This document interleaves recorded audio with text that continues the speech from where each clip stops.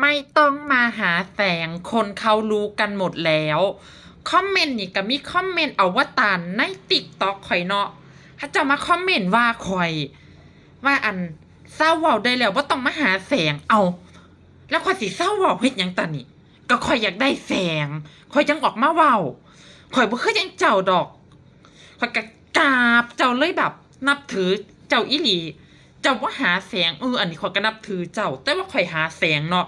ข่อยก็เลยออกมาบอกน่ะเป็นย้อนข่อยอยากได้แสงไผสิเป็นคือยังเจ้าบ่อยากได้แสงโปรไฟล์ก็เป็นโปรไฟล์อวตารเป็นรูปอีหยังก็บ่ฮู้ผู้ติดตามก็บ่ฮอดร้อยเข้าใจละไปตอนนี้ก็ข่อยอยากได้แสงข่อยหิวแสงข่อยจังเฮ็ดคลิปลงถ้าข่อยบ่อยากได้แสงถ้าข่อยบ่อยาก